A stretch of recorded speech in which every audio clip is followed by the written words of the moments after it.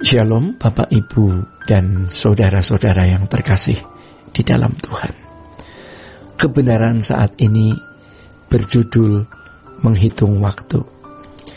Saudara-saudara, kita harus menyadari bahwa kita sungguh-sungguh sedang hidup di penghujung dari akhir zaman, ya. Perubahan dunia semakin cepat dan tidak terprediksi, ya, tidak terprediksi.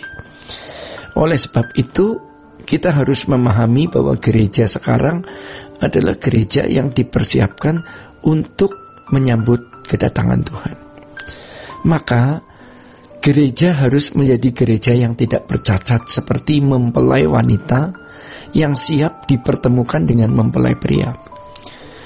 Untuk itu, saudara-saudara, setiap individu di dalam jemaat, ya, setiap individu dalam jemaat itu harus menjadi orang Kristen yang sungguh-sungguh, yaitu menjadi orang Kristen yang selalu membenahi diri.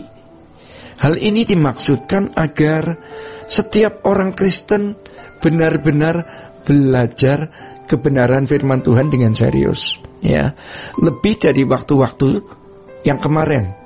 Ya, kita harus lebih serius belajar firman Tuhan lebih dari waktu-waktu sebelum ini.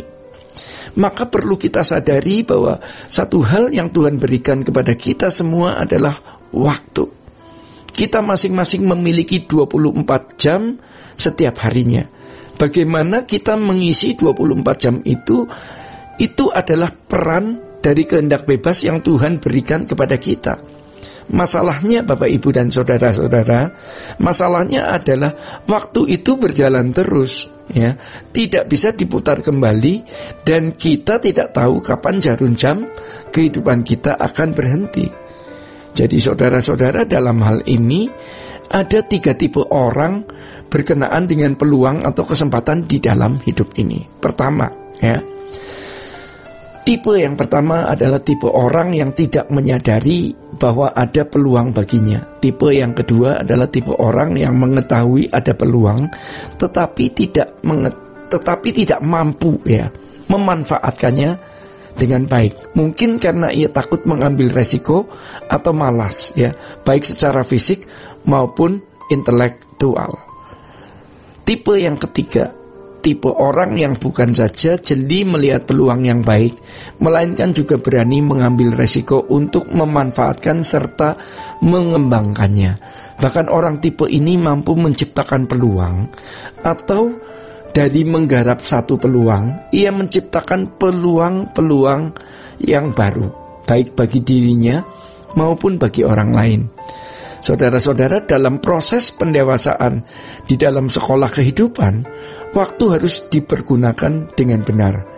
Sebab di dalam waktu ada momentum-momentum yang berharga di mana kita diperhadapkan kepada pilihan mengarahkan hidup ke surga atau neraka, ke Tuhan atau kuasa lain. Paulus telah menasihati kita di dalam Efesus 5 ayat 15-17. Karena itu perhatikanlah dengan seksama bagaimana kamu hidup. Janganlah seperti orang bebal tetapi seperti orang arif. Dan pergunakanlah waktu yang ada, karena hari-hari ini adalah jahat. Sebab itu janganlah kamu bodoh, tetapi usahakanlah supaya kamu mengerti kehendak Tuhan. Bapak, Ibu, dan Saudara, kata waktu dalam teks aslinya adalah kairos, yang berarti kesempatan atau momentum, ya. Bagaimana cara mempergunakan waktu yang benar, ya? Hanya dengan merelakan dan membuang atau meninggalkan semua kesibukan dan pertemanan yang tidak mengarahkan hidup kita pada kedewasaan rohani. Kita harus tinggalin itu, ya. Atau menumbuhkan iman ke arah kesempurnaan seperti Kristus. Tentu ini yang kita pilih, ya. Jadi saudara-saudara, waktu yang tidak kita pergunakan untuk kepentingan kehidupan kekal berarti kita sedang membuang anugerah yang tidak ternilai di dalam kehidupan kita yang singkat di bumi ini. Penyesalan tidak akan atau tidak dapat, ya, digambarkan dengan apapun juga. Dalam hal ini yang penting adalah niat yang kuat dan komitmen. Kehendak bebas kita harus diarahkan kepada arah yang jelas, yaitu kepada Tuhan dan kerajaannya. Saudara-saudara, hal ini akan membangunnya, bisa membangun diri kita menjadi bijaksana, bahkan lebih bijaksana. Ya, bijaksana artinya mengerti kehendak Tuhan. Jadi di dalam kurun waktu 70 tahun umur hidup kita, ini merupakan sekolah kehidupan untuk mengerti kehendak Tuhan semata.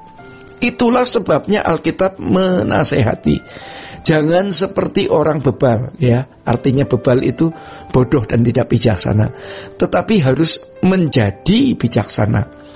Orang percaya harus menghargai waktu yang Tuhan anugerahkan kepadanya.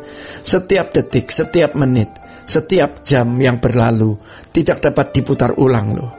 Jadi semua itu merupakan harta yang sangat mahal, ya, dan tidak terbeli atau priceless. Itulah sebabnya pemazmur menaikkan doa kepada Tuhan agar ia dapat menghitung hari-hari hidupnya yang singkat di dalam Mazmur 90 ayatnya yang ke-12. Jadi sebenarnya begitu kita membuka mata kita pada pagi hari, kita harus dapat menghayati keajaiban yang Tuhan berikan kepada kita. Ya, kata menghitung dalam teks aslinya adalah limnot, dari akar kata manah. Ya, bukan hanya berarti menghitung atau enumerate, tetapi juga memiliki beberapa pengertian seperti membagi menurut ukuran beratnya, ya, to weigh out, menjadikan resmi atau sah, ya, to allot or constitute officially, mendaftarkan atau enroll, dan menyusun atau to set. Maka berarti menghitung di sini bisa berarti menghargai setiap hari yang Tuhan berikan. Jadi saudara-saudara yang dikasihi Tuhan, untuk menghargai setiap hari yang Tuhan berikan, orang percaya itu harus sungguh-sungguh belajar mengenal dan mengalami Tuhan, sehingga hidupnya semakin tidak bercacat dan tidak bercela. Jadi ketika seseorang nanti sudah terbujur kaku, ya, maka waktu 1 detik itu nilainya sudah tidak terhingga. Ya, berkat-berkat yang disediakan Tuhan guna proses pendewasaan orang percaya yang mengubah seseorang menjadi manusia yang berkenan di hadapan Tuhan adalah berkat-berkat yang tidak ternilai harganya. Jadi kalau kesempatan itu berlalu karena seseorang tidak memperhatikan pembentukan Tuhan, maka bisa tidak akan ada kesempatan lagi untuk itu. Ya, jadi kita harus menggunakan, ya, kesempatan yang Tuhan berikan di dalam sisa hidup ini. Bapak, Ibu, dan saudara-saudara yang terkasih di dalam Tuhan, demikian kebenaran saat ini. Tuhan Yesus memberkati. Sola Gracia.